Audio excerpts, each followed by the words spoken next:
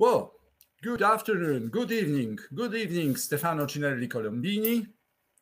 Hello. Hi, good evening. Good evening, Italy, and good evening, Poland. Yes, we start the Brunello di Montalcino seminar with Stefano, who is the vice president of the consortio and a very famous wine producer as well. And could life be more beautiful? Tell me. We start the seminar of Brunello di Montalcino. Stefano, the voice is yours. Hi, I'm very happy to be virtually with you with this new system in which we can virtually present our Brunello di Montalcino in many places, and that's an experiment. That's an experiment of ours, a new system of communication of Brunello, which probably it will be the future. So, in a certain sense, you are between the first to test a new system in which we can communicate. Montalcino is, as you know, one of the most famous place for red wines in Italy. And the Consorzio di Montalcino was founded in 1967, and it connects both the grape growers, the vintners, the merchants, and the bottlers all together. Since the beginning, in Montalcino, we had been able to, to keep together all the all the producers of any kind, any size, and to make promotion and to protect the appellation Brunello all together.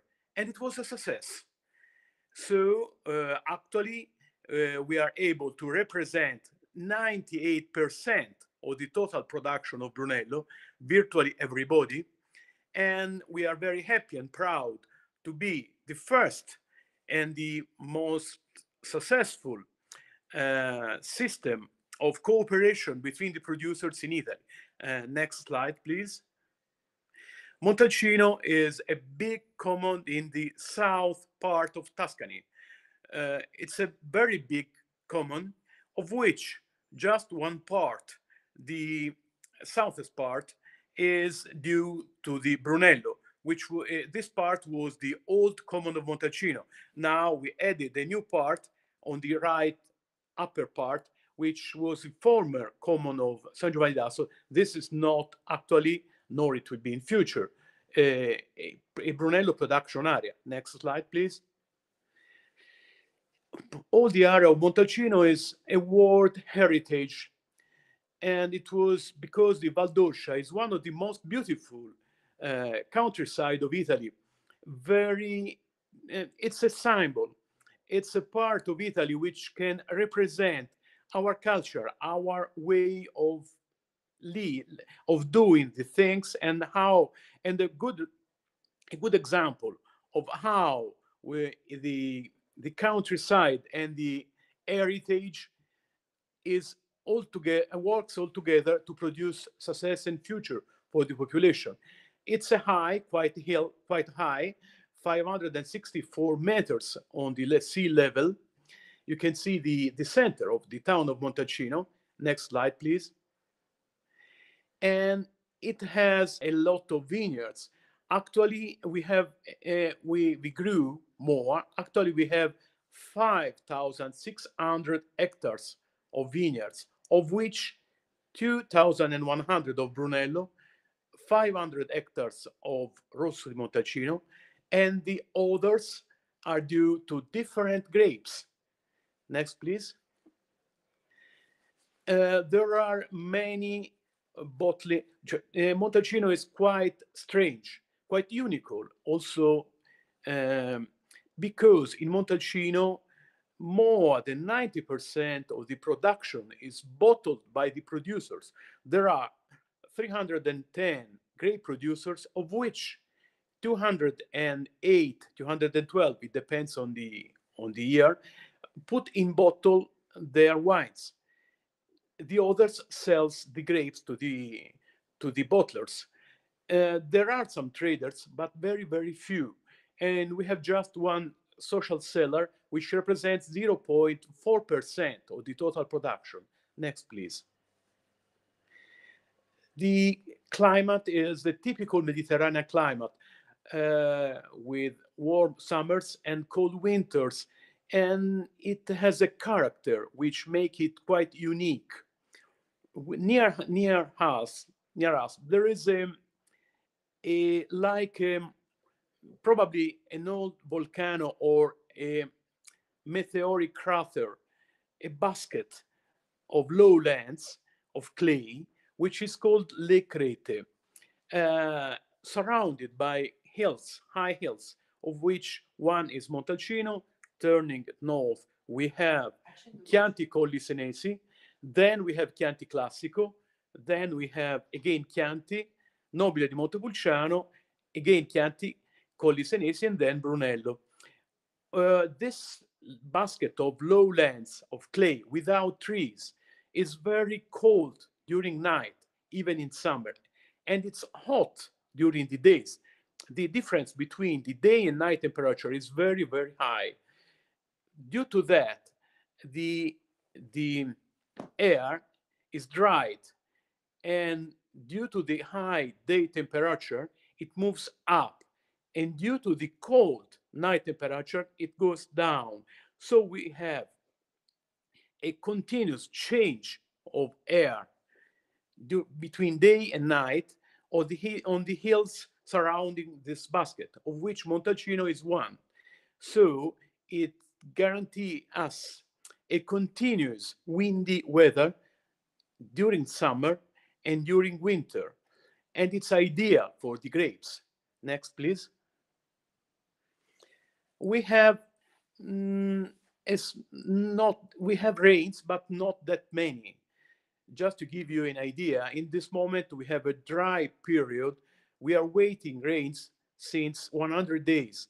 Probably tomorrow or the day after it will rain, but because we have 600 millimeters of rains per year, which is not that much, more or less 50% less than in Poland. Next, please. You can see that's a map of Montalcino. You can see the hill and the different soils. The brown area is an old volcanic hill surrounded by different soils. The area, the sandy color, it's really sand. That's the sand of an old sea. And then there are like the green and the blue parts are the lowest part, which were once under the sea level, and which are mainly areas of clay, because all Italy, since 300,000 years ago, it was under the sea. And Montalcino was an isle of an archipelago in a very warm area. And then the movement of the Mediterranean plaque kept Italy higher, and so which was a sea became a land. And so actually we have an area of stones on the top surrounded by the old sands, the shores, and down the soil of the deep sea, the clays. Next. Here you can see the main soils on the central part, the hill. The very traditional area of Montalcino or the Brunello is the area of stones. North and south, we have the clays, and northwest, there is an area of different soil, which is mainly wood. Mainly, more than 80% is wood, because 50% of Montalcino is covered by woods. Next, please. These are the soils, the prevailing soils. On the top, at left, the sands, then the mixed soils, at right. Then if you go down on the right corner on the lower part, the stones, which we call galestro, and then the clays. These are the four main soils of Montalcino. Next, please. This is the northwestern part. As you can see, as I told you, is mainly a wooden part. Then again, next. Northwestern, it's still a lot of woods, and then some uh, some vineyards. You can see, if you take a look to the vineyards, you will see the different colors. It depends by the different soils, because the movements of the land, due to the movement of the plaque, continental plaque, the one against the other, moved the soil, the hills and the soil, and mixed them. So we have different soils which made different maturation of the grapes, because obviously the reaction between the winds and the weather and the soil is completely different. In a windy, in a rainy year, obviously certain soils will be better. In a dry season, it will different soils will be ideal. So the uh, the quality depends between the connection between the different soils and different weather. Not always we have the same quality in the same place, and that's this totally very complex mixture gives us uh, frequently good vintages, because we have always part of the soils which are ideal. So in any vintage, we are able to produce quality wines. Next, please. This is the southwestern slope. Also here you can see hills and wood as everywhere. Again, a vineyard with different soils and different colors. You can see in this vineyard on the upper part, there is a part which is probably suffering in the moment of the photograph. Then an area which is ideal. Then a circle of vineyard which is making more vegetation, which found in that particular year the ideal weather. Next, please. Southwestern, again, vineyards, the typical Montalcino mixture. Vineyard, woods, and somewhere fields, olive trees somewhere, because in Montalcino we have not a single culture. Yes, we have 5,100 hectares of vineyards, but we have also 20,000 hectares of woods and 1,300 hectares of olive trees and 10,000 hectares of grains. Again, next, please. The northeastern part of Montalcino is more flat and more rich of vineyards, as you can see. And here the soil is more uniform. So in this part, you will not see the differences between different soils, which are more common in different areas. Again, next, please. Again, northeastern, it's a low part. In southeastern, you see the Monta Miata on this mountain on the back part. It's an important regulator of the weather. It's the second. That's the highest mountain of south of Tuscany, 1,660 meters, and it defends us from the Scirocco winds from south. So it's very important for the quality of the grapes. Next, please. Again, Monte Amiata, and you can see Sangiovese. No, next, please. Sangiovese is the grape from which we produce Brunello di Montalcino. It's a medieval hybrid between Canaiolo and another grape from southern Italy, which was called Calabrese. It's a Probably it has between its ancestors a white grape, because it cares of a particular family of red anthocyanins, the acylates anthocyanins.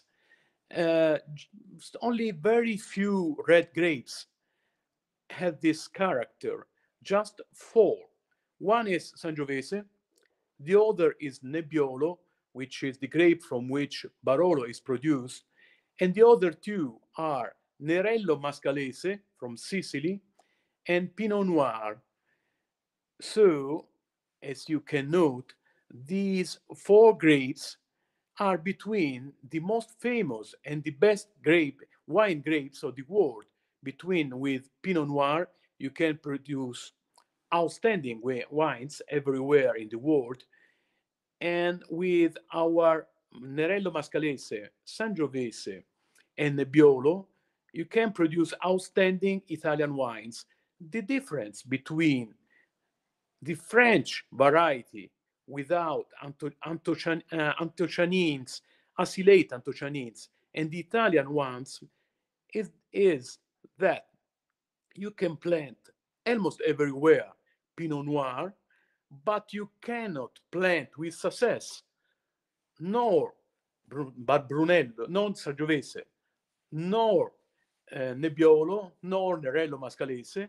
It had been tried many times, but you can never obtain the same quality or also an acceptable quality out of Italy.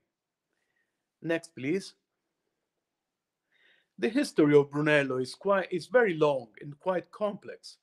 The first document in which we have news regarding Brunello are dated 1550, and in this document are named two of the best vineyards of Montalcino, Martoccia and Mercatale, which are still between the best ones.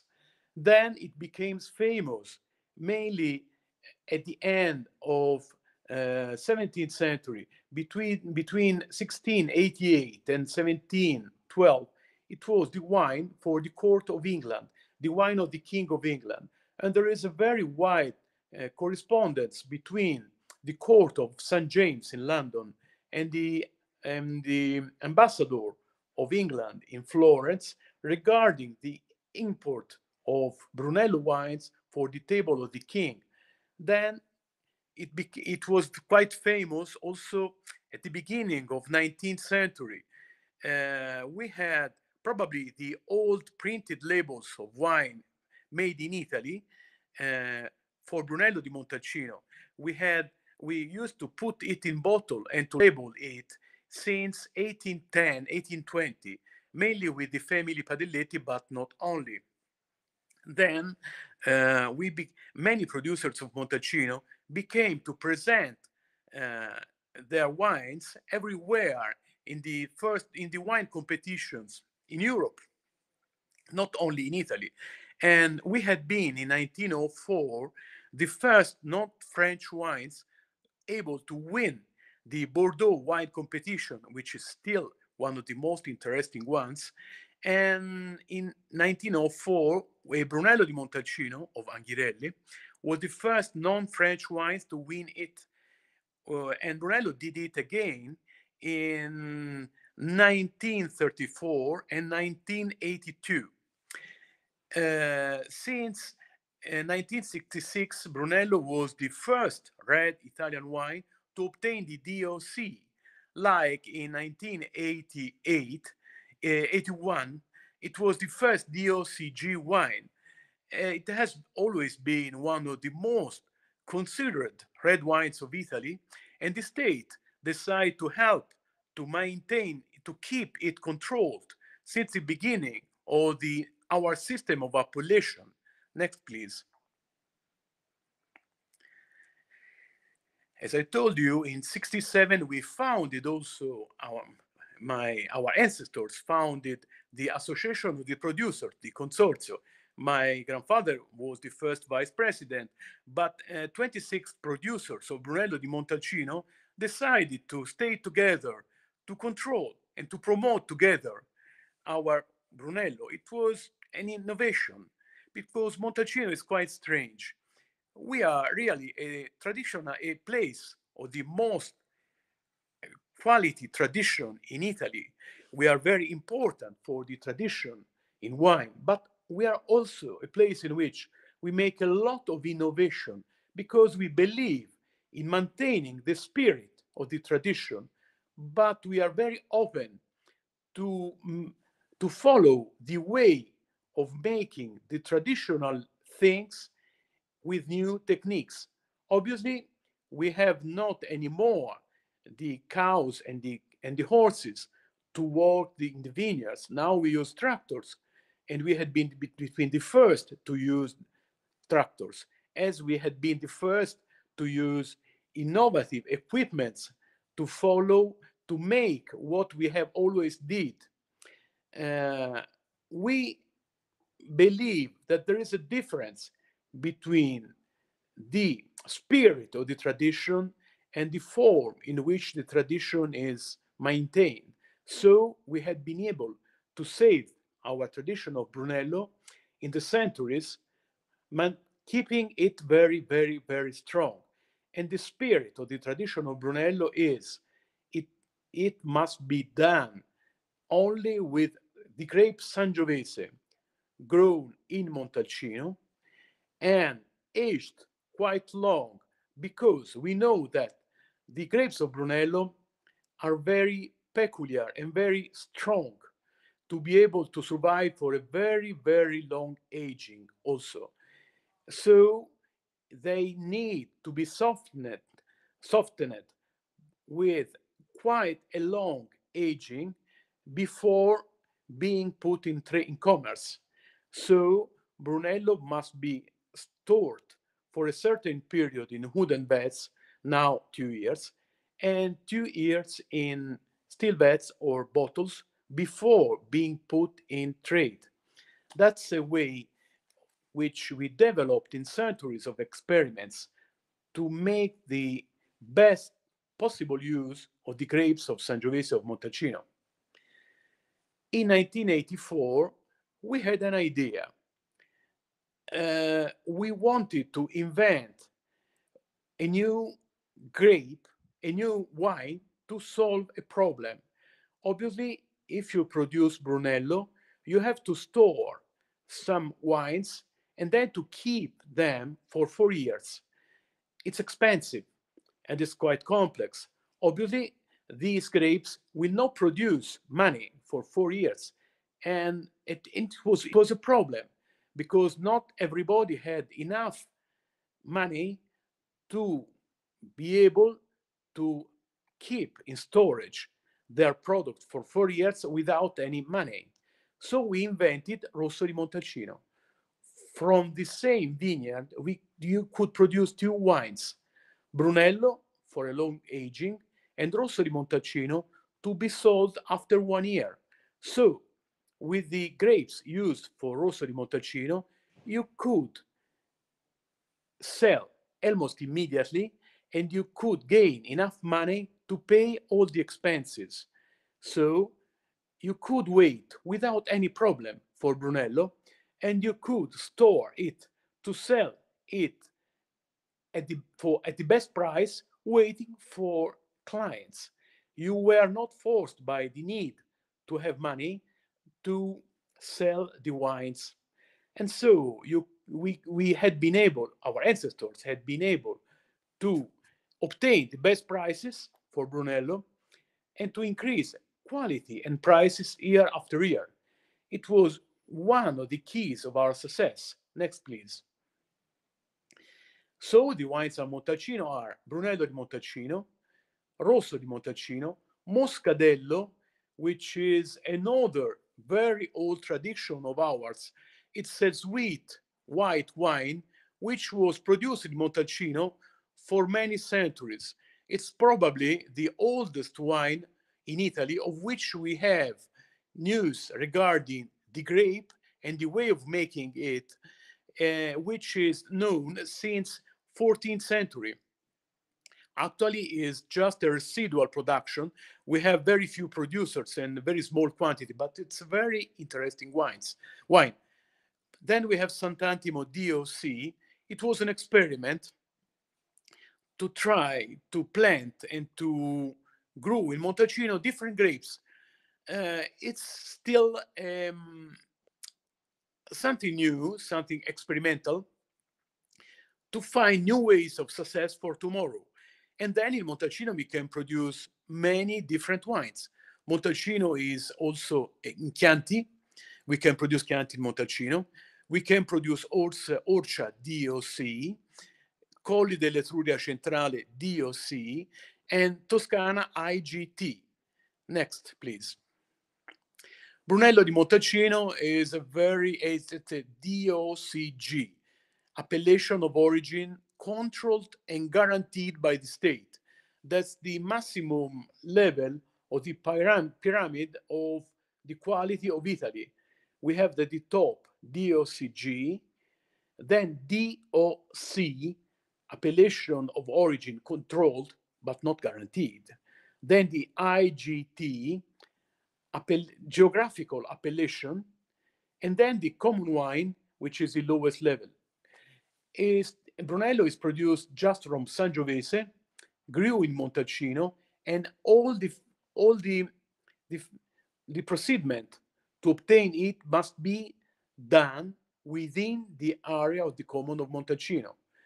You have to grow the grapes in Montalcino, you have to work the grapes in Montalcino, you have to store and to ferment them in Montalcino, then you have to put them in bottle only in the commune of Montalcino, and then you have the state examination to control that the taste and the analytical data of the Brunello are correct. And only after these controls you can sell it. We can produce 8 tons of grapes per hectare, which means more or less 5,500 bottles per hectare. You have to keep it for 4 years, 2 years in oak barrels, just oak. Once we could use also chestnut, but not now. Then you have to put it in bottle for 4 months and 6 for the reserva, because we try to put in trade the wine when it is perfect. Next, please. Rosso di Montalcino is our second appellation. It's a young wine from the same grapes of Brunello. You can obtain it also directly from Brunello. If you need to have wine to sell before the end of the 4 years, you can decide that a certain quantity of your Brunello in the cellar is passed to Rosso di Montalcino, and then you put it in bottle as Rosso di Montalcino. You cannot invert the procediment. You cannot produce a Brunello from Rosso di Montalcino. It's still made only of Sangiovese, and as Brunello, every phase of the procediment must be made only in the commune of Montalcino. The quantity is a little bit more, 10% more or less more than Brunello.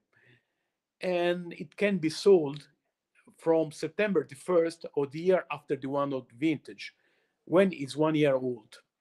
It's a fruity and generous wine, apt for the everyday food. Next, please. Moscadello is a tradition. It's a very old tradition. There are two. It's produced from a variety of Muscat white grape, which is peculiar of Montalcino. If you let it mature in the vineyard, it can be very sweet and very alcoholic. Otherwise, you can produce it picking the grapes a little bit before, obtaining a sparkling white wine, still a little sweet and very rich in perfume. It's a very traditional. It's a you can describe it as a monument of the old times. It's a wine which was very popular between the important people in the late Middle Age. It's a like a memory of the old times. It's a wine different from the actual wines, and it's a memory. It's a memory. It's a tradition, and we love our traditions. Next, please. Sant'Antimo is everything. You can make it sparkling, uh, dry, sweet. You can do many things. It's a place for experiments. We need to try because we our future is based on the territory. We work in agriculture in Montalcino, and we want to try and to taste all the possibilities. And Sant'Antimo was created for that purpose. Next, please. Well, as you can see, the Montalcino is mainly Brunello. There are 9 millions of bottles of Brunello in average. Average, it means that last year we produced our record 11.4 million of bottles sold of Brunello. And some years, in the bad years, we go down to 5, 6 millions of bottles. Essentially, we uh, had been able since now to control the production, producing more in the best years and reducing the production in the bad ones to avoid to put on the market bad Brunellos. Rosso di Montalcino is little. We have just 4.5 millions of bottles. There are just a very small number of bottles of Moscadello. As I told you, it's a memory. It's a wine very expensive to produce, very complex, but it's an old tradition we want to maintain. Sant'Antimo is an experiment, just a small number of bottles to try different things. Next, please. Well, the turnover is, we suppose to have a turnover of 180 millions per year. This is the turnover, the evaluation of the sales in the States. Now we have something more. Now we have developed a new program with the cooperation of the estates, using which every estate, when we sell the wines, we have to make the invoice, which is transmitted directly to the state for the controls and to a neutral center in the Association of the Wine Producers of Italy, UIV, which, keeping off the name of the client and of the producer, put all the data together to make statistics. So now we know more or less exactly, more or less exactly, how much wine we sell in any market, at what's the average price, the lowest price, and the highest price. So now we have a more exact evaluation of the value of the sales of Brunello. And what are the prices? Actually, we believe that we have a little more of 200 millions of sales of the estate, which means that if we consider the price at which the wine is sold to the private clients at the end of the chain, probably it means that Brunello moves a value of €500 million of value, which is between the highest, makes Brunello one of the highest wines of Italy per value. Next, please. Sorry, Stefano. Sorry, we have a question in chat. You said that Rosso could come from Brunello, never opposite. When is then the other differences? What is then the other differences in method of production apart of the length of maturation? Well, you can produce Brunello from the Rosso di Montalcino, both from the Rosso di Montalcino vineyards and from the Brunello vineyards. Usually, because we have to sell it when it's young, we try to make a different fermentation. We try a shorter fermentation because we cannot extract so much tannins as we do for Brunello, because the grapes, the wines, which have to endure a long period in wooden vats and which have to stay of high quality for many decades, obviously it's too tannic after 1 year, and it's quite undrinkable. So for Rosso di Montalcino, usually we use a different system of fermentation, a shorter one, and frequently at lower temperature, to save as much as possible the fruity flavors and to give more room to the fruit flavors and colors, to keep it younger and to keep it softer in front of the Brunello. Then, coming back to the images, 25% of the wineries are organic or biodynamics, and they cover more or less 40% of the total surface. 90, it's double of which it was in the previous 5 years, and it's growing quite quickly. Almost 100% of the Brunello area is controlled, and we have no pollution at all. We control all our rivers because Montalcino is surrounded by 4 rivers, and we obtain very outstanding results. We have no pollution, we have no residual of chemical from the vineyards in the rivers, and the waters are absolutely drinkable everywhere in the common. Next, please. Well, the market of Montalcino, now we have the dates from this control of which I told you, which are more exact. Anyway, mainly Brunello di Montalcino is export.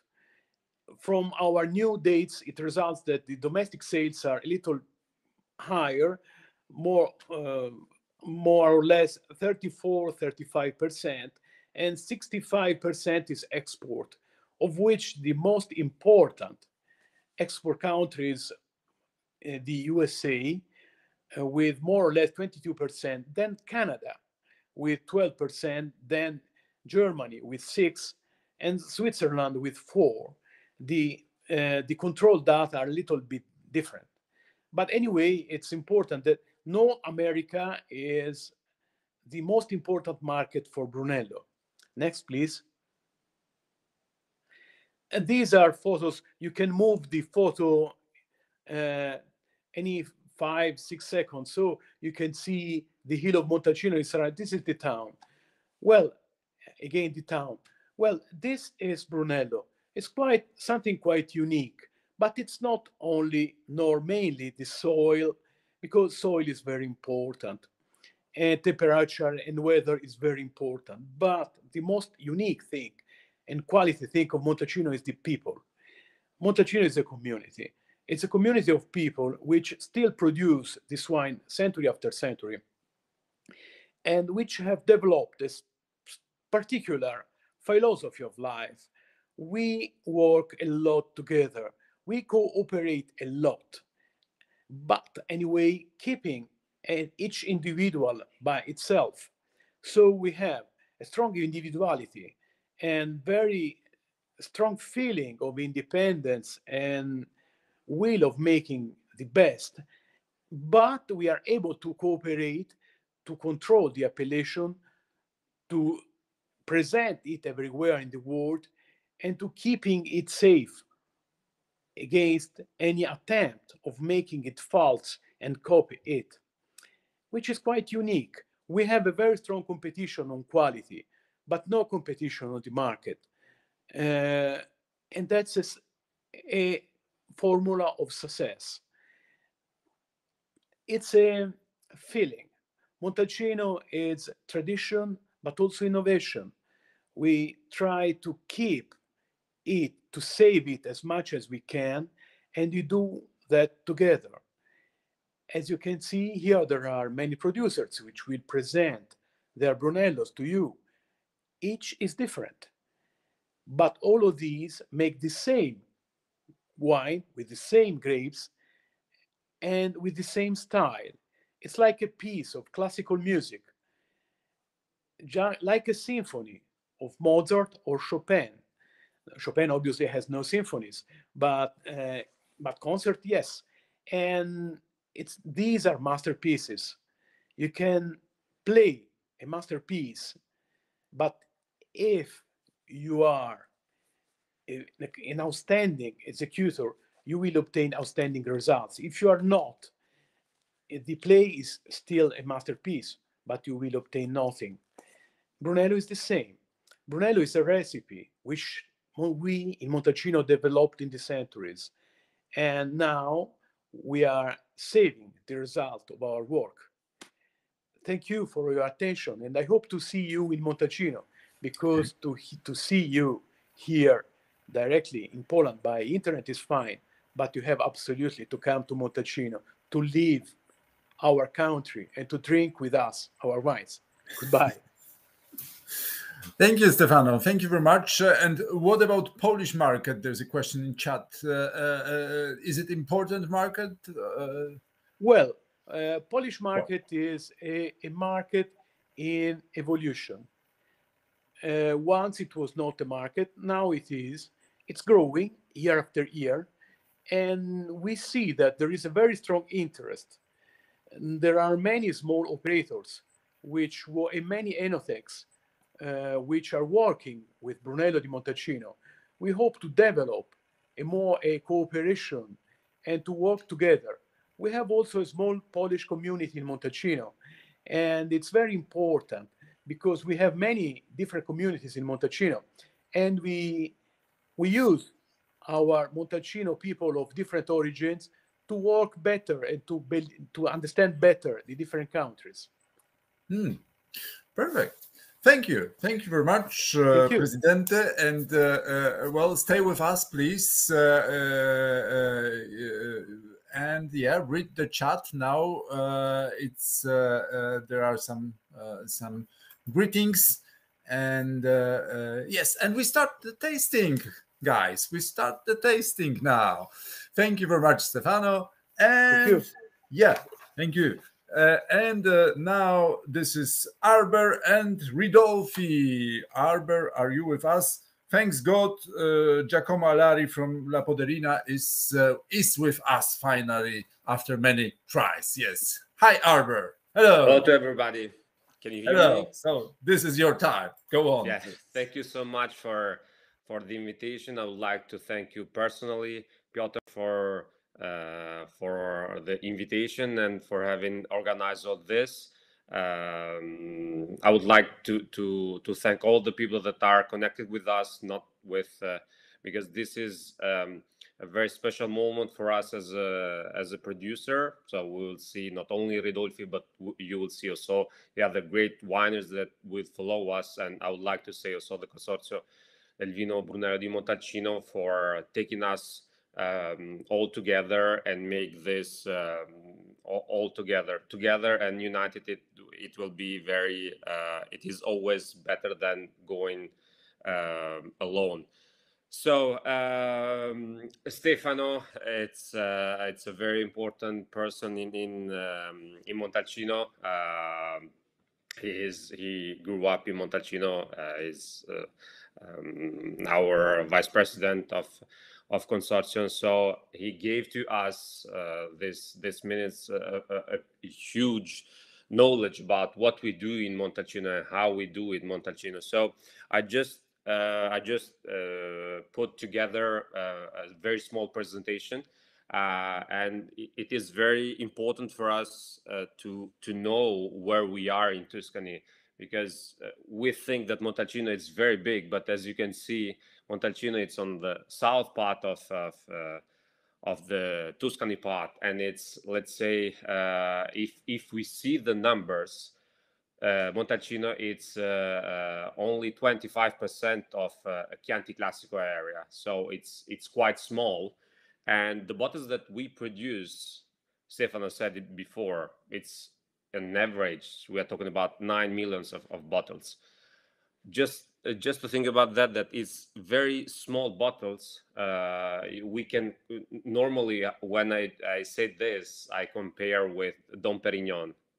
Dom Perignon produced 5 millions of bottles of one label. We in Montalcino entirely, we produce an average of 9 million. So it's very small, and we are exported in worldwide. Next, please. Stefano, before he showed the map, I added also this map. This is a map of altitude. In Montalcino, there are, so every winery is different because the style of each winery is different. Plus, the vineyards are in different places, and you saw the complexity that Stefano showed to us before of the composition of the soil. So the composition of the soil of our vineyards are different. The exposition of the sun is different. The quantity of rains that the different areas that our vineyards took during the year are different, and also the winds that came into Montalcino are different. So the winds from the north are different from the winds from the southeast and southwest. So all this, when it is translated into wine, are a little bit different wines, but always with the same focus of making traditional wines very classic one. Next, please. This is where is Ridolfi. So we are starting this this tasting together with the northeast part of Montalcino. This is the coolest area. Our soil, it's mainly with clay, and the biggest part is clay, and also a mix of clay and galestro. Our vision is to produce elegant wines. On northeast part of Montalcino is the coolest area, and usually the wines are a bit brighter and lighter, very perfumed, very classy wines. So all our vineyards are around our estate. We have 14 hectares of under Brunello di Montalcino DOCG. We have 1 hectare under Rosso di Montalcino DOC. Next, please. This is a picture that I choose to put in this presentation because you can see that the winery, it's in front of you. You have the center of Montalcino, and the winery it's in front of the center. It's a bit down. We are around 300 meters above the sea level, and Ridolfi, it's in a very important place because our location is called Località Mercatali. This is due to the fact because in the 1300, where when the Famiglia Ridolfi came from Florence to be in Montalcino, in that place over there, it's called Mercatali because it was organized local market. Oh, mercato, market means in Italian, and we dedicated our reserva to the location or the place where we are. We cultivate and produce wine entirely from our vineyard, and our mission is to transpose into wine the fruit that the nature gives to us. We are fully organic from 2014. and with the vision to produce the most elegant wines possible from the northeast part of Montalcino. Next, please. It's for us. It has been very, very important respecting the land that we cultivate. As Stefano said before, we protect.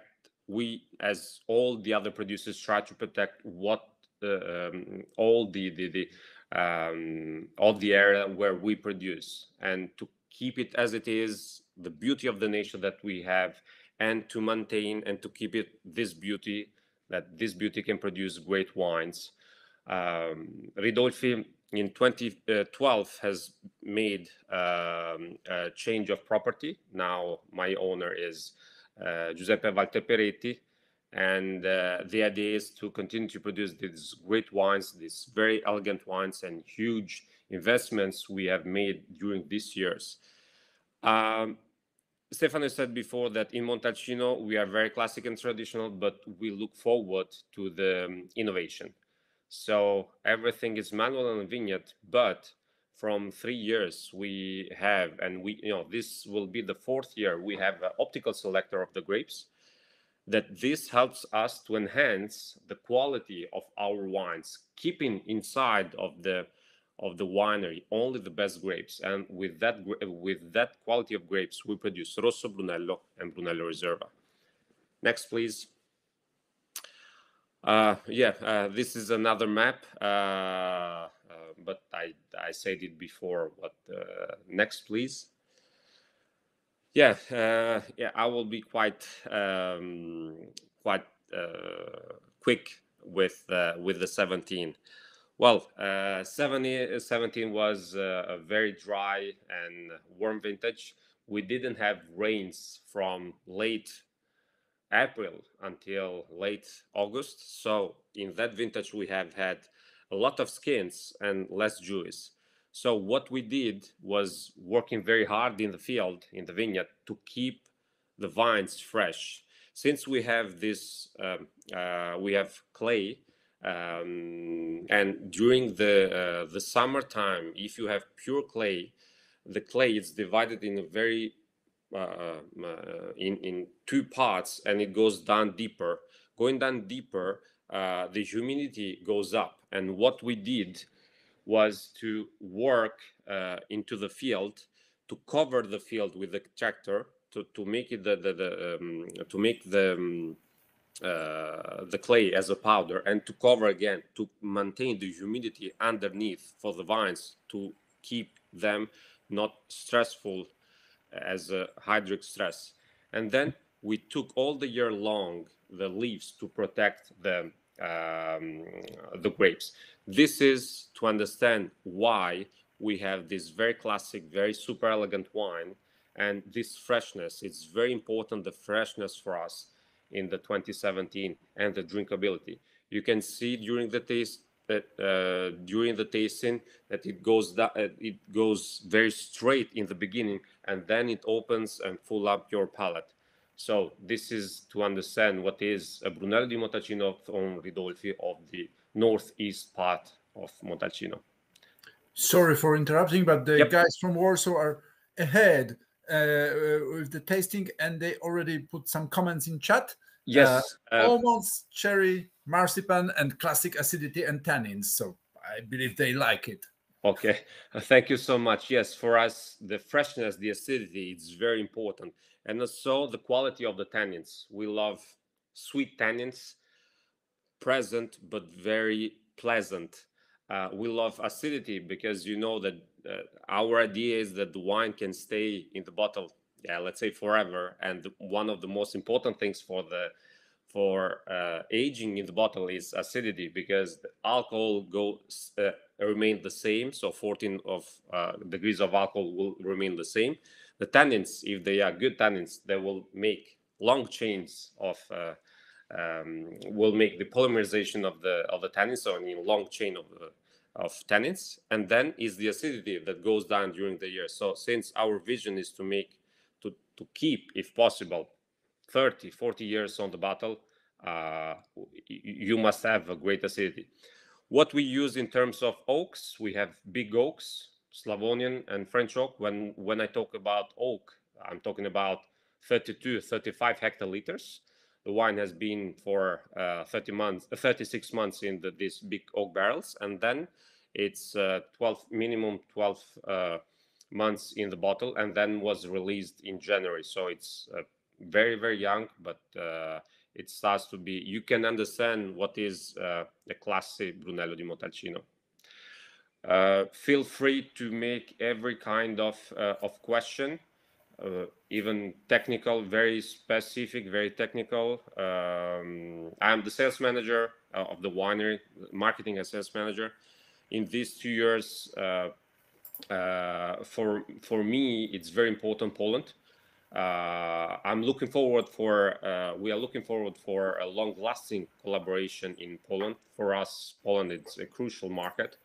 It's crucial in terms of growing, because what we see, it's a very important interest in Brunello di Montalcino, and we would like to came in Poland and to find a partner and to bring what we do in Montalcino to bring in the most important places in Poland.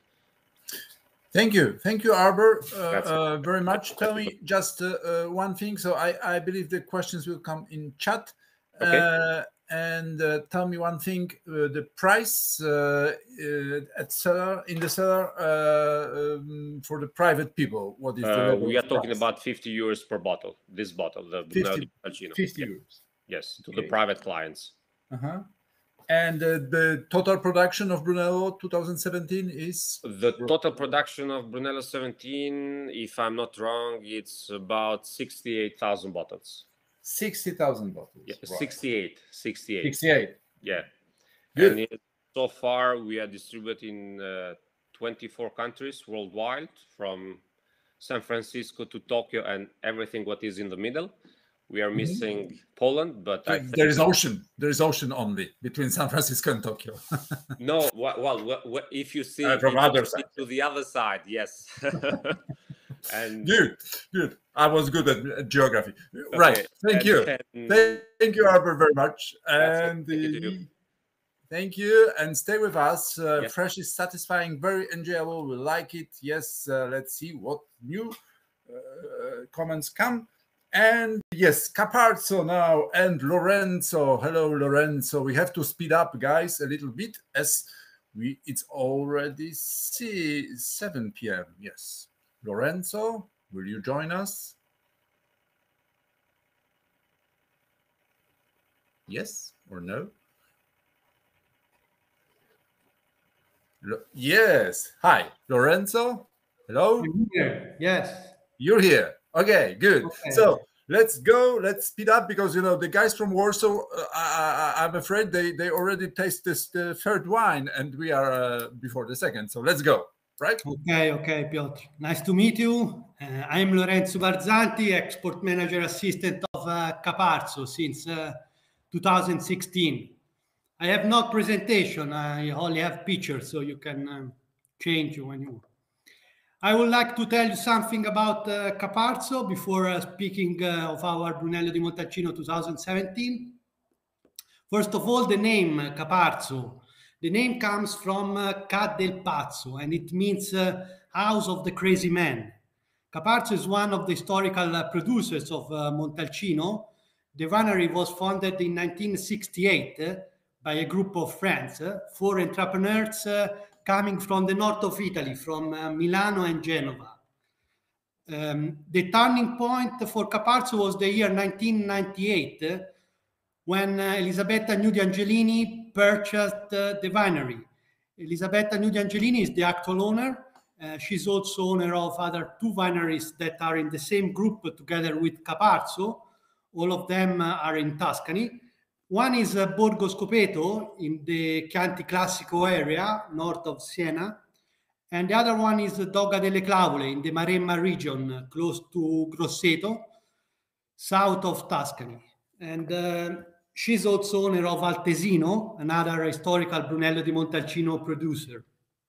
She was born in Rome, and she worked in the pharmaceutical industry with Angelini Group. From 1993 till 1996, she was president of Tenimenti Angelini in the wine business. And in 1996, she left the Gruppo Angelini Farmaceutica, and she has worked also in movie production. And at the end of the 90s, she started investing in Tuscany. She loves Tuscany. And she's a very great woman, and she's very active. Since she bought the estate, she started investing and improving the quality of all the wines. And she's still investing today.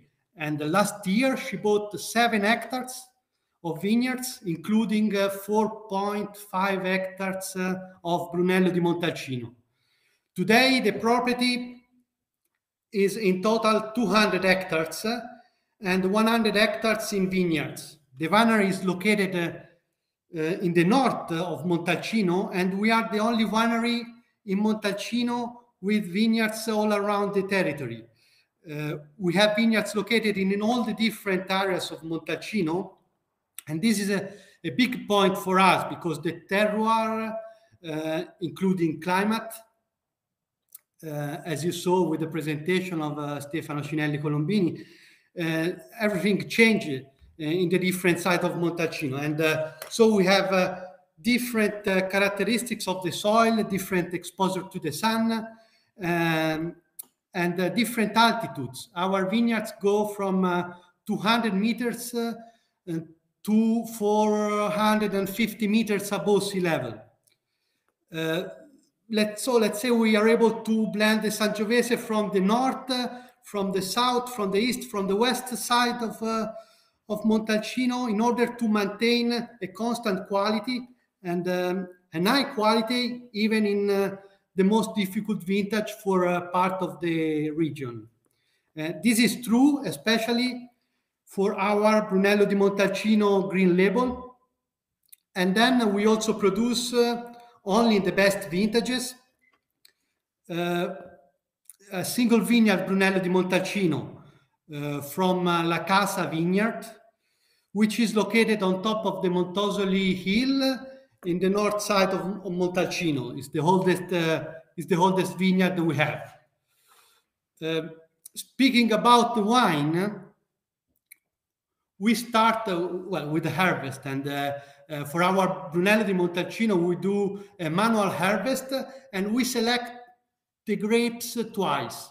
The first time we select the grapes in the vineyards, and then we also do another selection of the best Sangiovese grapes in the sorting table before the fermentation. Fermentation is a maximum 15 days, and temperature during the fermentation is 28 Celsius degrees.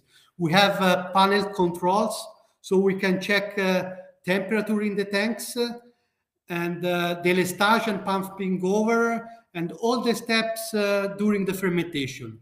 We also leave the seeds from the grapes in the stainless steel tanks, but only the first 48 hours. And after 2 days, we remove them to get more approachability.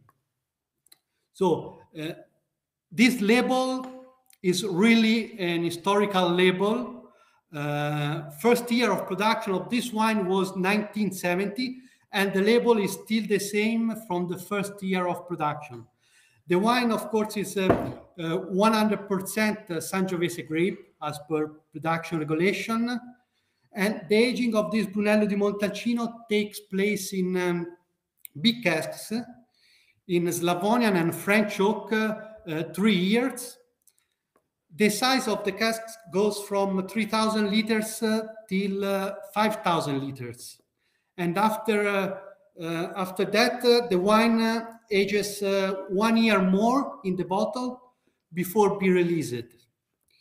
2017 started with some frost in April, but in general, compared to the other vintages, it was quite warm. So we did a strong selection of the grapes in the vineyards. And if we look to the vintage, The vintage was good, and it's rated as 4 stars vintage. I think the wine, it's a really approachable wine, and this is one of the main goals for us, and that's what we normally reach. People can enjoy the wine when our Brunello is ready to be sold and drunk. And at the same time, there is an excellent evolution too. And we can find more approachability in this wine also thanks to the vintage compared to the 2016 vintage, for example, where there are more structure and maybe more potential in aging. Consistency is another big characteristics of our wine. Consistency is very important for us. We like to produce wines that are well balanced, like this one. Even in challenging vintages, we get high quality level, I would say. For sure, we look always for elegance too. Tannins are always really well integrated in the wine. Well, on the bottom here in this slide, you can see our winemaker, a very important guy, of course. And our winemaker is Massimo Bracalente, and he's working for Caparzo since 1986. His parents were the first guardians of the winery. So let's say he knows everything about the vineyards and the cellar. I mean, if you read his comments, he is highlighting the color, the notes of vanilla and raspberry, the harmony, the smooth tannins, the nice acidity, and the long finish. And also you can see on the corner the important awards we got. For example, 93 points with Gensacking, 93 points with Wine Advocate. So if you're interested, please keep in mind that in Poland, we work with MNP Pavlina, and we have an excellent partnership with MNP Pavlina from more than 10 years. Finally, I would like to thank you, all of you, for your attention, and the Slow Guide and the Consorzio del Brunello for the organization of this seminar. Grazie. And looking forward to seeing you in Montalcino, where we also have a beautiful agriturismo, a farm holiday house, Podere la Casa, in the middle of the vineyards, and with 3 apartments with different size and a beautiful swimming pool with a beautiful view to Montalcino, the village. And our importer from Poland comes very often to visit us every year. I hope you will do the same very soon. Grazie, Piotr. And who's your importer? Grazie Lorenzo. And who is your importer? This is MNP Pavlina. MNP Pavlina, Miroslav Pavlina. Yes. Okay. Exactly, great. Exactly. We have a great partnership, long-term partnership. Yeah. It's an important guy. Yeah. And tell me, if we come to Caparzo, what is the price for private consumer in Caparzo? So for private customer is 32 euros. 32 euros. And the total production is about? For the Brunello di Montalcino Green Label is around 160,000 bottles per year, depending by the year. 160,000. Okay. It's more like this one, the production. Yeah. Okay. Thank you. Thank you, Lorenzo. Thank you very much. Welcome. And yes, and stay with us if there's anything coming in chat, the comments. And now is Giacomo Alari from La Poderina. Giacomo, hello. Come back. Yes, he's back. Yeah. I'm here. Thanks God. I managed to get online finally. How you doing, Peter? And thanks for having me, and thanks for the consortium for the organization of this webinar. It's always beautiful to get in touch with all the people around the world to talk about Montalcino, to talk about the winery, and so on. So I will be a little bit more, short in my presentation. I know that you have time frame to respect. So first of all, the first image that you see is the image of our winemaker. His name is Emanuele Nardi. He joined the La Poderina and Tenuta del Cerro wineries not later than 2 years ago, but we love him for the touch that he has got for the Sangiovese grape. If we can go to the next slide, we can see the vineyards of La Poderina, and if we go to the next, we can see naturally the little farm, which is La Poderina. La Poderina is it means the little farm, because it means the little Poderina means little farm, as I was saying. And we are, if you go to the next slide, so we can see the winery. So this is the little winery of La Poderina. We are located in the southeastern part of Montalcino, which is near the little hamlet of Castelnuovo dell'Abate, which is a really God-blessed area for Montalcino. And I didn't have the chance to say the presentation, but I have to say that Montalcino area is a really God-blessed area. And when Mother Nature decided to create Montalcino, I have to say she was very, very inspired, because she really did make a good job for us to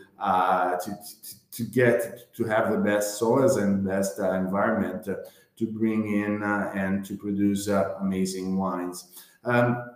La Poderina is a winery which has got 13 hectares of Brunello grape, and we do have an amazing, a kind of location for our vineyards. We have 3 vineyards which are the main actor to produce our Brunello di Montalcino, and these 3 vineyards are totally different because they do deliver 3 types of kind of Brunellos, which we blend at the end of the aging in the barrels. So it's quite interesting to have this kind of 3 differences from these vineyards. We have La Poderina vineyard, which is one of the oldest that we have. It's 42 years old, and from this vineyard we do produce a Brunello which is very fresh and very elegant. Then we have a little vineyard which is called Sant'Antimo, right close to the amazing abbey of Sant'Antimo, which delivers a Brunello which is very spicy and very fruit forward. And then we have another vineyard which is called Fonte Antica, which is on the ridge of the River Orcia, which delivers Brunellos which are very powerful, complex, and mineral. So at the end of what we do is that we do harvest and vinify these 3 vineyards separately. We do age them separately from 2 years in the cellar in big Slavonian oak barrel, in tonneau and in barrique. And after 2 years of oak aging, we do a master blend. This is why I like to call La Poderina Brunello a kind of teamwork Brunello, because all the 3 vineyards comes together to give the unique styles that La Poderina Brunello has got. So it's quite interesting that we have this kind of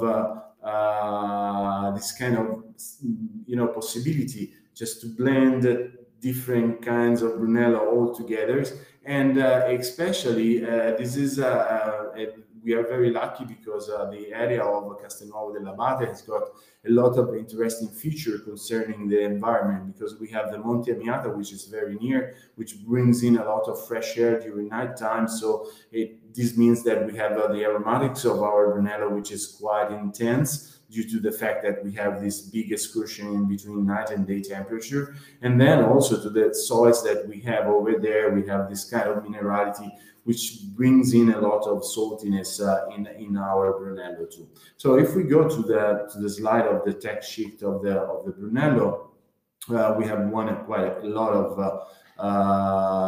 great awards. And if somebody wants to know about the awards, we have have 94 points from James Suckling. We have got a lot of gold medals in the European market. So it's the 2017 vintage has been quite interesting as a vintage too. It has been a little bit tricky for the fact that we didn't have a lot of rain, but we managed to have a very, very interesting quality in the grape varietal. And when you have this kind of vintages, usually Brunello is much more ready to drink in comparison to big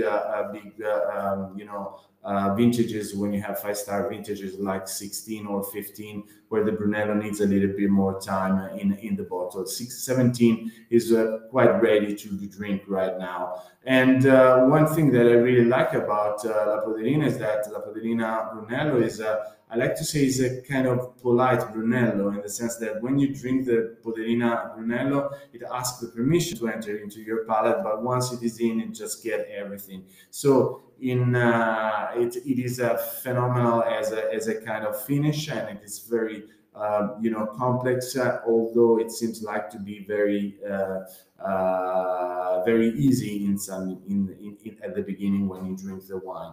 So I like to say that La Poderina, it's a very interesting kind of expression of Brunello from the southeastern part. So the best I believe the best pairing for this kind of Brunello, I would suggest a Fiorentina stack, which is amazing, because the fat of the meat together with the tannins of the Brunello just gets the best, and they work very, very, very well together. If you want to know the price of the Brunello in the cellar, Piotr, we sell the wine for 45 euros at the cellar, and the total production is 65,000 bottles in 2017 vintage as an overall. Thank you, Giacomo. It's perfect. Let's just wait for the chat. Somebody's writing something, right, in chat.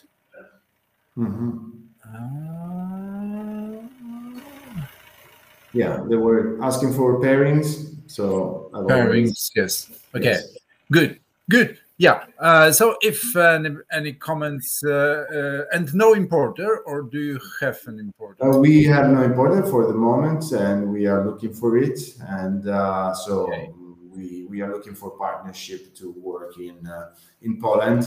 We are distributed all over the world, but this part of Europe is missing for us. So we will be very glad and proud to be present in Poland, which is a very important market in Europe right now. Perfect. Thank you very much, Giacomo. It was a pleasure. Thank you. Thanks very much. Bye-bye.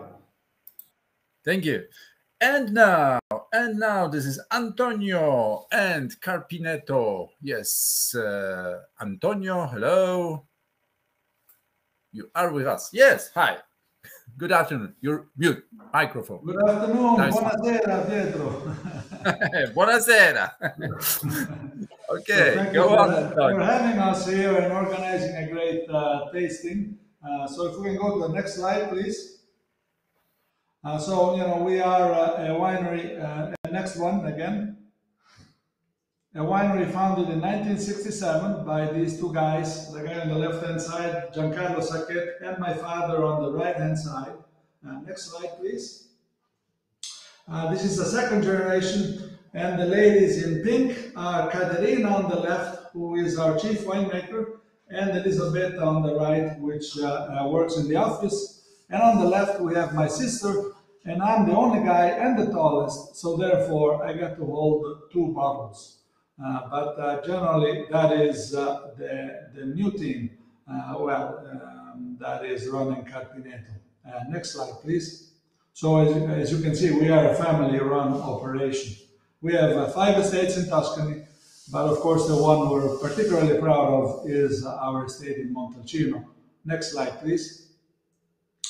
And our winemaking techniques are such that Our wines are actually vegan friendly. We are not vegan friendly ourselves, but we do this for the wines. Next slide. We work on, we're big on sustainability. All of our estates have solar panels, to the point that, of course, in Montalcino as well, in Greve and Chianti, but also in Brunello is our biggest solar panel operation with 150 kilowatts. Next. Then we've been working hard to lighten our carbon footprint, and one of the things we've been doing is lightening our bottle weights by quite a good percentage, and we continue to work on that project. Next slide, please.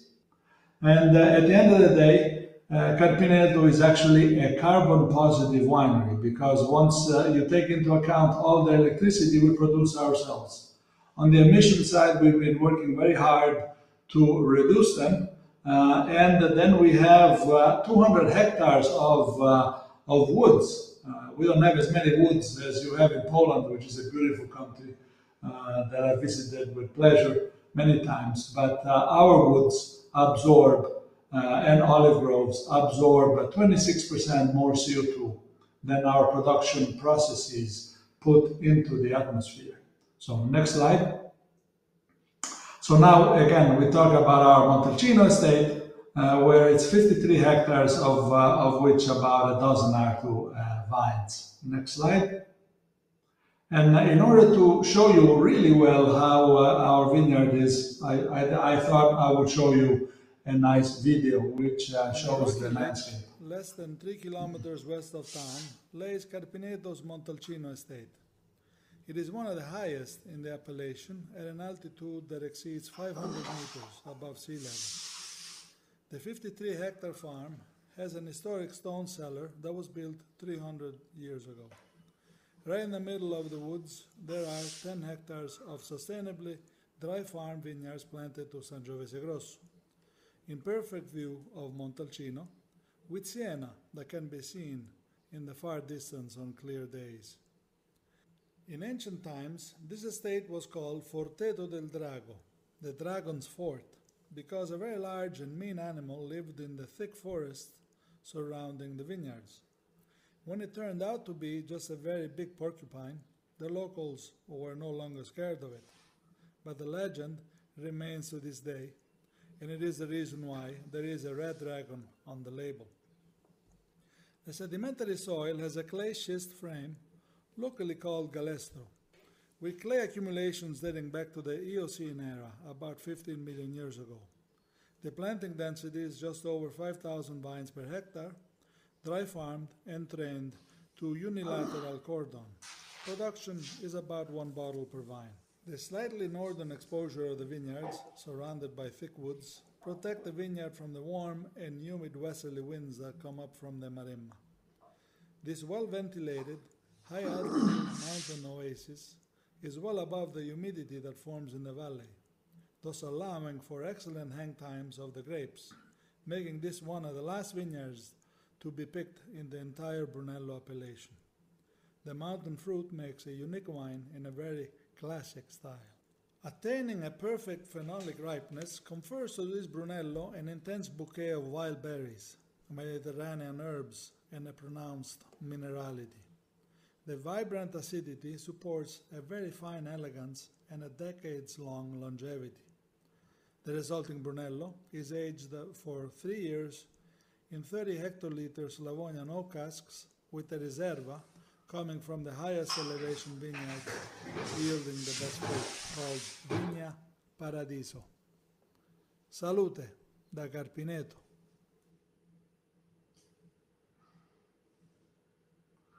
So that gives you a little bit of an idea of what Carpineto is all about. Of course, at this altitude, where we're essentially making mountain fruit. This is extreme viticulture at this point because of the northerly exposure. And of course, it's quite a unique wine. Next slide. As you can see, it's very steep. Next slide. And this is the old building from the 1700s under which we have the cellar. And right behind the tree in the distance, you can see Montalcino itself. Next slide. So that's our Brunello, and basically it's a 17 is a ripe vintage.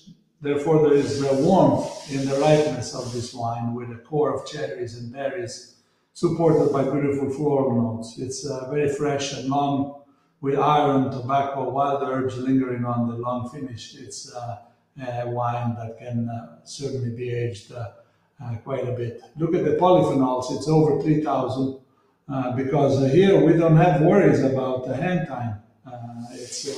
We pick it when it's perfectly ripe, even though the acidity, the alcohol is high at 15, the acidity is still quite vibrant, and so therefore makes quite an interesting overall package. Next. So these are some of the latest scores on our wines in previous vintages, and I've just focused on international media here. Next. And we also make a Riserva. Next. Which just got 96 points from the Spectator. So if you ever come to Montalcino, come see us and we'll show you around a nice vertical of some of our beautiful wines. Next. So we are represented in Poland by Wine Express, and the man, his name is John Borrell. He is from New Zealand and is a magnificent man and a true wine lover. So that's all I have, Pietro, for tonight. Salute. Thank you. Thank you very much.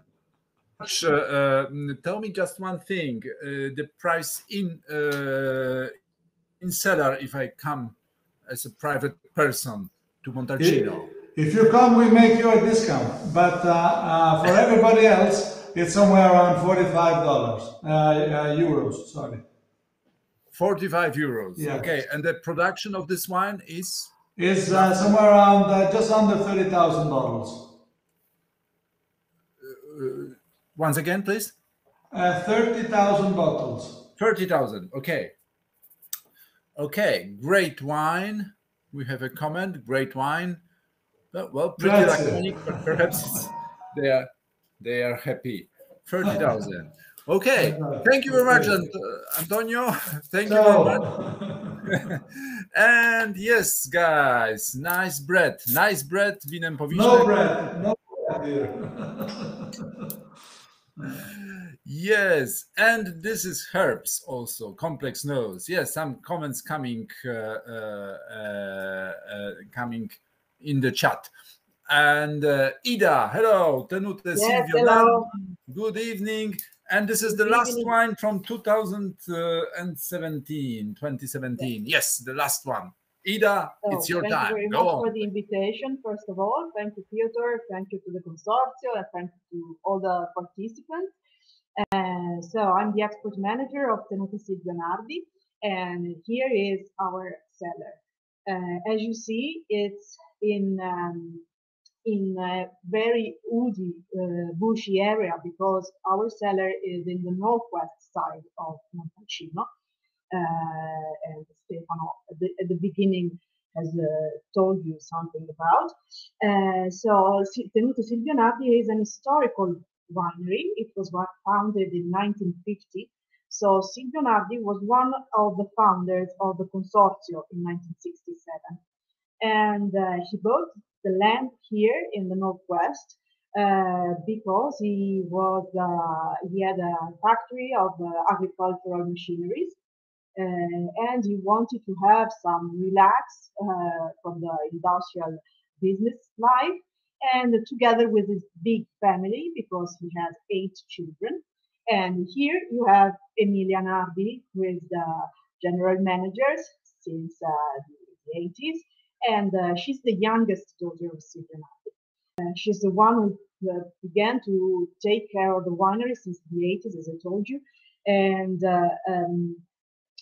she's really invested a lot in technical research, scientific research. She really wanted to transform the winery from a quantity wine to quality wine. So she began a cooperation with the University of Florence for a clonal selection project that has brought us to have 5 clones that are registered under Tenuta Silvio Napoli property, and reduced now to replant the vines. We use these clones. And then she also wanted another cooperation with the University of Bordeaux, first with Professor Glory, who was the dean of the Enology faculty, for a long project, a long study on phenolic maturation for Sangiovese. And now, after Monsieur Glory has passed away, we have a cooperation with Monsieur Boismot, who is an important enologist who follows many different chateaux and domains in France. So here you see, no, sorry, if you can stay, yeah, thank you. Here you see that part of Tenuta Nardi that is in the northwest. But we don't have only this side, these vineyards. We also have another estate in the southeast. So I wanted to show you this part because it's less known in comparison to the others. And as you see, every vineyard is really tailored, cut into the woody area. So in the 80s, Emilia had a really intense work on of studies on the soils of all the property. The property is very big because it's 1,200 hectares. And with this project, she decided, together with the agronomist, where to plant the vines. So we choose just the best plots for Sangiovese in the northwest. In the southeast, it's a little different because the vineyards were already there, they were replanted, and they are very, very old vines. So this is a very important fact for us to have one part of our vineyards in the northwest and one part in the southeast. So you can pass to the other slide. Thank you. So here you see a part of our cellar, and you see big oak casks that where our Brunello stays. And it's important to tell that our mission is to maintain, to express the best of every plot we own.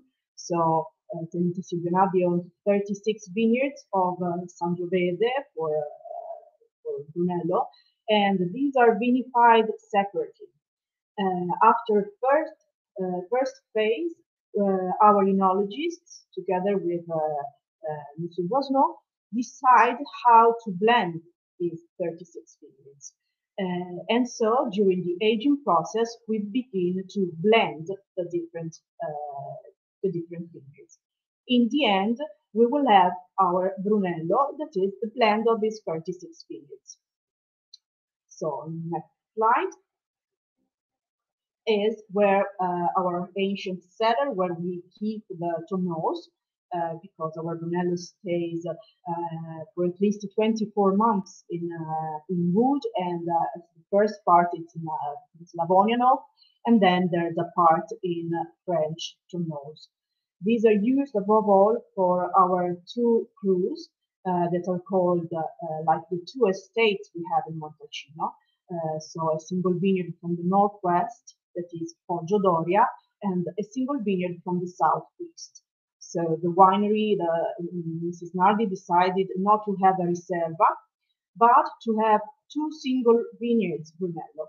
So to let people understand the differences between the two, because the winemaking process is the same for both, but in the end they are very, very different because of the 2 different terroirs. So the other one is just a window on Tenuta Silvio Napoli. I hope I have given you a short idea of our estate, but of course the best window is there to come to Montalcino and to visit us. We wait for you. is our Brunello di Montalcino 2017. You see that it's a quite alcoholic vintage for our wine, because as the others told you also, it has been a quite dry vintage. The most part of the grapes used for this vintage came from the southeast area, where the temperatures are usually higher than the northwest side of Casale del Bosco. I see someone writes Simply Palette. I think that yes, that's the characteristic we are most known for. It's always an elegant Brunello. If you're searching for a more body, more complex, more full body wine, it's not really our style. Our style is more elegant. So I'm here to answer to your questions if you have them, and I really hope to meet you in Montalcino. Thank you, I've Ida. been brief. I've proven that women do not speak more than men, right?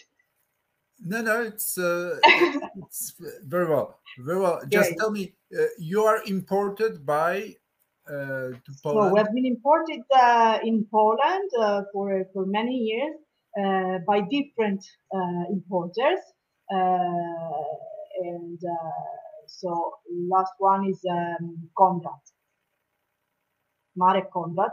Ah, Marek Konrad, the actor. Yes. Okay, good. Konrad, right. You're the only person to pronounce correctly his last name, you know, because in Poland everyone says Marek Konrad. I don't know why. Anyway, so Marek Konrad, yes. And the price, if I come, no discounts, but if I come as a private person, yeah, what's the price of this wine? It's around 35 euro. 35 euro. We produce around 150,000 bottles of Brunello, because the winery has 80 hectares of vineyards, but the most part is of Brunello, 55 hectares. So that's the most important one for us. Perfect. Thank you very much, Ida. Thank you. And now, folks, we pass to the 2016 and Riserva, and this is Sasso di Sole. Sasso di Sole and Sofia. Sofia, hello.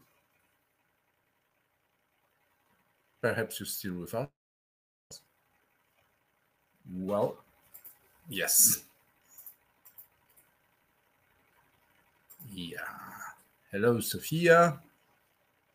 Hi. Yes. If you cannot connect, no, you can. Yes, you do. Okay.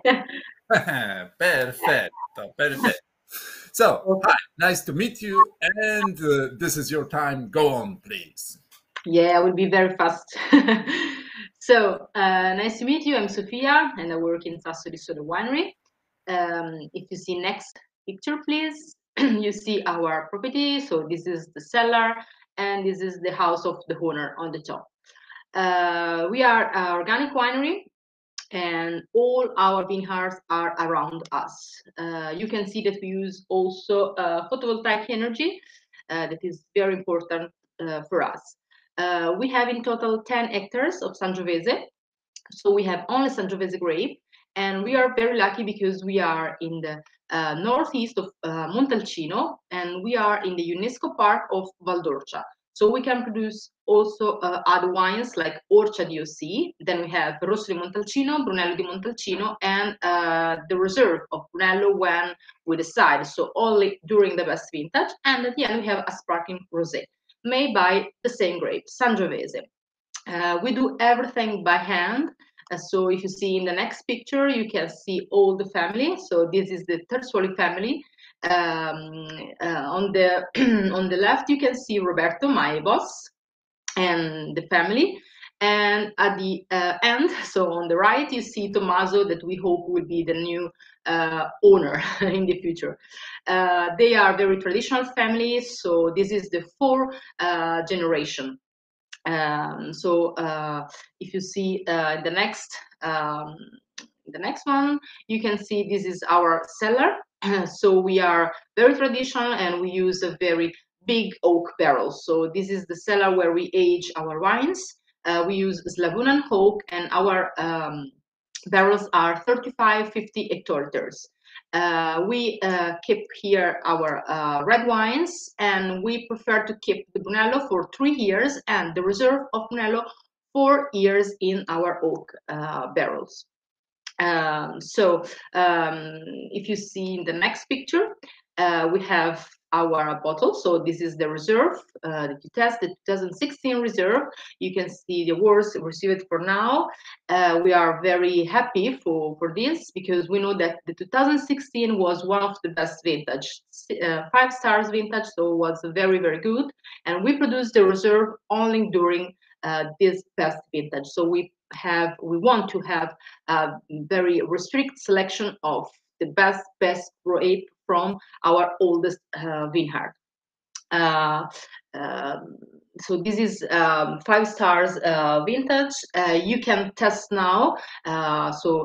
This is a young reserve, because he's a 6 years old, so he's at the beginning of his life, I think. It's a wine that you can enjoy now if you want, with red meat, some strong food you need. But if you want, you can also age for a long time, so 10, 15 or 20 years. Okay, so will be now you can feel a lot of tannins, but if you wait, will be very so the tannins will be very soft, so will be like how can I say, meditation wine. Okay, so just you can enjoy only the wine without food. If you see next picture, this is our, in the next picture, the next one. This is our tasting room. So if you want to come to visit us, you can enjoy with us our wines. Would be very nice to know. And the last thing I would like to tell you at the end, that we are, if you see the next, another curiosity that is that we have in total 90 hectares, just 10 for wines or vineyards, but we have also olive trees, and we have a land to produce cereals. So this is for long time traditional. So we are very happy to have you in our cellar to test our wines together.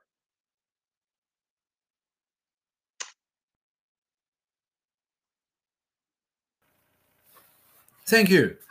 Yeah, thank you very much. Tell me, I'm asking, with a small hesitation, the price of this the wine? Price in cellar is 65. Okay, so 65. For private, yeah. Mm-hmm. And how many bottles? For this vintage, we have 4,600 bottles, more or less in total. And we have no importer for now in Poland, so maybe it would be nice to have a new one in the future. Well, little animal, green leaves. Yeah, it's the comments coming. But sorry, the comments in chat. Green leaves and a little animal. Yeah. Great balance, and we like it. Yeah. Okay, that's good. No, it's about the wine. Yeah. The animal balance, and some green notes of leaves, I believe. Yeah, maybe because it's very, very young. So still, yeah. Good, great. I know you have to leave. Yes, it's you were obliged to leave earlier, right? Or wasn't it you? No, no, I'm not. Okay, good. Okay. Yes, I mess up. Yeah, sorry. Okay. No, don't worry. Hard yet fresh tannins. Yes, good. Vinem Powiśle. So you start to like it. Yes. Yeah. Good. Thank you, Sophia. Thank you very much. Thank you very much. Stay with us to read the comments in chat. And now this is Elisa Fanti, and this is the wine number 7. Yes, already. See, guys, we speed up. We speed up. What is the price? So the price is 65 euro, dear Winem Powiśle, because 65 euro. Right. Hi, Elisa. Good evening. Ciao a tutti, and thank you for your time. Ciao. Thank you. I'm Elisa Fanti, and this is my family estate. I'm the 7th generation of Fanti in the southeast part of Montalcino area, in the Castelnuovo dell'Abate, in front of Sant'Antimo Abbey. And all of my family was agriculture. And my father started with the Brunello di Montalcino in 1980. Is our first vintage of the Brunello di Montalcino. And now I'm agronomist, and I work with my father in the vineyard, in the cellar, to try to follow our tradition and our history at the detriment of my son, and because I'm very passionate, and all my life is in our estate. We are 50 hectares of vineyard, and 45 hectares is Sangiovese grape. We have just 10 hectares certificated of the Brunello di Montalcino, and for this it is possible to select very well the Sangiovese, because we can produce 10 hectares of Brunello from 45 hectares of Sangiovese, and every year is possible to select the best grape for the Brunello di Montalcino from our different area. All the vineyard is around our cellar, but our surface, our land is from 450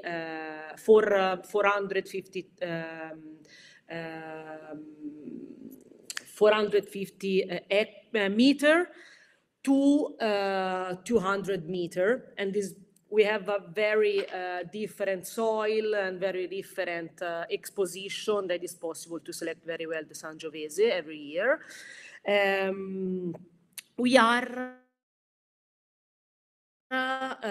We was 11 years in the integrated agriculture, and since 2 years we are totally organic.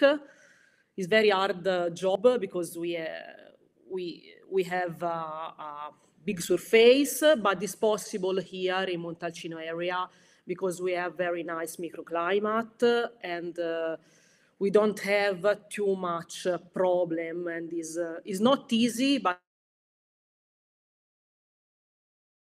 it's possible to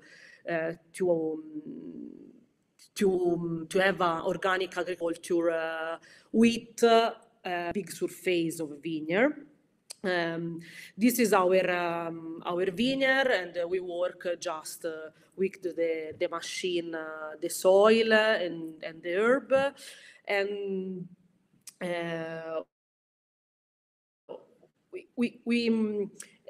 now we present our Riserva 2016. 2016 is a very important vintage for Montalcino area. Is one of my favorite vintage and one of the best vintage in the last 10 years probably, because it was very normal weather during the summer. Is very we had very different temperature from the day and the night, and we have very nice flavor in the wine. And we had wine with a nice complexity and structure, but at the same time we had very nice acidity and minerality in the wines. And for my opinion, this is very important for the Brunello to have a very long shelf life in the bottle. We make the Riserva from one vineyard, is a cru. My father planted the Vigna Le Macchiarelle in 1980, the years I was born, and now is our vineyard holder. And we selected the grape, the top grape from this vineyard, from these old vines. And we don't make the Riserva every year, but just in the top vineyard. But every year we have top quality from this particular vineyard, because we have the soil very rich of the stone, very rich of the galestro stone. And the microclimate is very particular to have in the wine the structure, the tannins, the complexity, and the minerality and acidity. And when we produce the Riserva from this vineyard, we make just 6,000 bottles. And we have a very particular method for the fermentation, because the maturation is very long. We arrived in the top vintage at 50 days of maturation with the skin. And after we aged our Riserva for 3 years in tonneau, French tonneau, and we bottling very early. We bottling 2 years and a half before to release. And now, when you taste it, it's possible to drink and to taste it very well the Riserva, because now we have the aging in the bottle. It's not ready, probably is young, because our potential in the bottle is very long time, and probably in 5, 6, 10 years is better. But now it's possible to taste, because we aging for a long time in the bottle before to release. Our last score in 98 point Wine Spectator. We are very, very happy and very excited for this, because it's very nice satisfaction for us, for our job. And I hope to see you here in Montalcino to taste our wines together. We have a nice location, and it's every day a pleasure for us to have the guests here. And grazie for your time.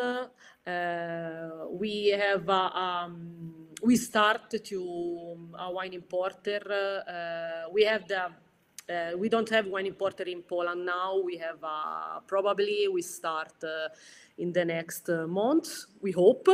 And thank you for your time. It's very nice to see you. Thank you, Elisa. Really lovely terrace. So one day, be sure, one day we come. One day we come. 2 comments in chat. Best food pairing is a question, and the second is a comment. We love complexity, long finish, and tannins. Really impressive wine. Grazie. So, Grazie. Yeah. And best food pairing. Best food pairing. Food. I love to drink with the meat and bistecca or alone, because I like very much to drink important wine, and that's it to taste. But tell me the price of this wine at cellar. Sorry?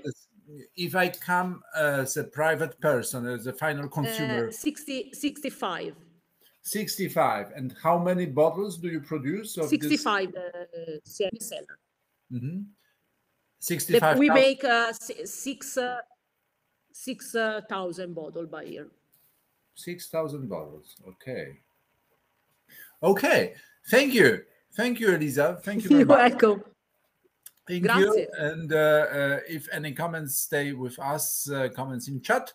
And now this is the last wine, guys, numbers 8. And this is Coldorcia Poggio al Vento and vintage 2013. Yes, 2013. And Francesco, I believe. Francesco, thank you once again, Elisa. Francesco, hello. Yeah, so now the voice is given to you. Now press the buttons, the two red, supposedly red buttons below my face. Face? Yes. Oh, hi. Hello. Ah, good. No microphone. Press the other button too. The second. Hello, greetings from Coldorcia. Can you hear me now? I can hear. We can hear you. We can see you. Great. Go on. This is your time. So very happy to be here and to present my wines. I don't know what pictures I sent you, but we'll get along quite well all the same. Can we see the first picture? This is the mill where I'm talking from. Coldorcia is the hill overlooking the Orcia River. All my vineyards are on this hill. All the vineyards are surrounding this building. You can see here a very old mill where olives were crushed to produce olive oil. And so next picture, please. These are the vineyards. I am an organic farmer. I am not a winemaker. I am a farmer. I grow grapes and I produce wine from the grapes that I grow in the vineyard, in the organic vineyards. I believe in harmony with nature. I believe in balance, in a balanced vineyard that will produce a balanced wine. And I believe in the core value of Brunello di Montalcino, the capacity to age, the fact that as time goes by, the wine evolves and becomes ever more complex and will give greater emotions and sensations as it gets older. Can we see the next picture, please? And this is an oak tree. Where this picture was taken from underneath the canopy of this centuries-old oak tree, which is our symbol of the care for nature. Coldorcia is a sustainable estate where we talk about sustainability in terms of behaving in the proper way, in the organic way towards nature, but also social sustainability, the way we treat the people that work here. The quality of the wine is also the expression of the efforts and dedication of all the people that work on the estate. We produce handcrafted wines, so really every bunch of grapes that produces our wines is touched by the human hand. Every bottle that leaves our cellar is checked by a person. Can we see the next picture, please? And well, this is Rem, my lovely German Shepherd dog, who comes with me in the vineyard every day, and we walk around. And when he's not running after a rabbit, he helps me check the vineyards. And the next picture. Very traditional. I produce very traditional Brunello Montalcino, and traditional because I use the large oak barrels, because I keep the wine a long time in the Slavonian oak before bottling, but also the style of wine that I produce. A wine that is made to sit on the dinner table, to be paired with food, to be paired with the wild boar that lives here in the woods surrounding the vineyards, the roe deer that jumps the fences to go and eat the grapes at harvest time inside the vineyard. So, very traditional wine that will offer the possibility of being enjoyed in the short term or to be aged for many, many years to come. The next picture. And hospitality, as you can see, I have laid the table for you. It is ready. You just need to come over and sit in these chairs, and we can really offer you a very unique experience of pairing the wine with the local recipes and with our own produce. It's a real farm to table experience. I produce my own olive oil. I produce my own grains and vegetables. I breed goats and sheep for meat and poultry, and I have my own fruit trees. And did I mention truffles and tobacco and the whole experience to enjoy the wines and to understand the way we work here in Montalcino in harmony with nature. Next picture. So I decided to send for you to taste the Brunello di Montalcino Riserva Poggio al Vento. Poggio al Vento is the name of the vineyard, so this is a single vineyard. Poggio al Vento means windy heights. The difference of this wine from the rest of the production of Cordoccia is the soil where this vineyard is planted. It is a soil from very ancient geological era, former seabed, more sandy than the other soils of Montalcino, and with a great presence of limestone and of fossils in the ground. So a good skeletons that allows the roots of the vineyard of the vines to grow in depth. It's a wine I have kept 4 years in the oak barrels, and then it's been in the bottle. But it has a very long aging window in front of it. It is a wine that has a very dense knit of tannins, but at the same time they're quite velvety, quite soft on the palate. So I'm here also to answer your questions. So please fire away anything you want to know about. Research and development we conduct very extensively since 30 years with the University of Florence, and in more recent years we are researching how to manage the effects of climate change. We are feeling the climate change. We're getting droughts. We are getting heat waves, and we have to learn how to manage these meteorological events and still produce great wines for you to enjoy. Cordoccia is imported in Poland. Has been imported in Poland for many years. Our importer is Robert Tuzak of City Wine. The wine I have sent for you to taste, I didn't send a commercial proposition. I sent you a piece of my heart. I sent you a piece of Montalcino, a wine that is 9 years old. It doesn't have a price. It is just to be enjoyed. I produced about, I don't remember, 12,000, 13,000, but not many bottles of this wine. I just wanted you to enjoy something very special from Cordoccia. Well, Francesco, thank you very much. That was well, let's see, great wine choice, great balance. It's really easy to see you love your life.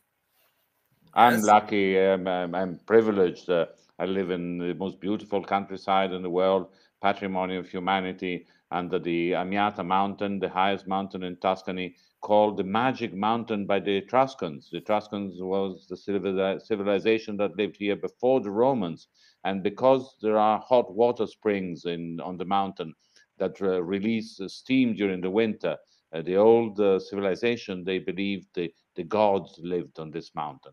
So we are in a very unique place. Thank you, overripe plum.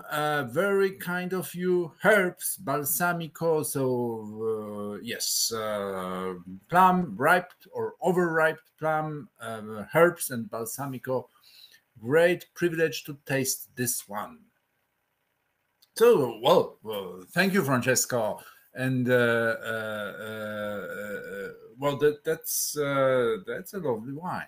Yes, actually. That's a lovely wines. And Thank you. somebody- Thank you. Thank you very much. Thank you all, guys, for being with us. What aging potential it has? The question coming in chat. 25 years. 25 years. So still we have 12 years ahead. Yeah. At least. At least. Yeah. Good. And the German Shepherd name is? Rem. Rem. Rem, Okay. that's right. He's sleeping here, just here in front of me. Thank you for the interesting presentation. And still someone is writing something. Well, I told you guys, the life is beautiful. Life is beautiful. In Montalcino. Oh, have you ever been to Krakow? No, I've been to Warsaw. I haven't been to Krakow yet.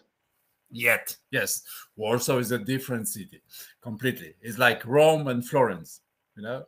Understand. Okay, all the best. And, sorry, guys from Warsaw, if you are here with us. Thank you all for producing such a perfect wines. Yes, yes, we do. Thank you. Thank you. Well, Stefano is not with us anymore, I think, but well, life's really beautiful. Yesterday it was Charles Metcalf and Dao. Today this is Brunello and Di Montalcino, and next week Douro boys from Portugal. Well, and this is April. Not yet. No, it's March. Thank you, Francesco. Bye-bye Thank you very now. much. Bye-bye. And thank you, folks. Good night. Good night. Bye-bye. Thank you all.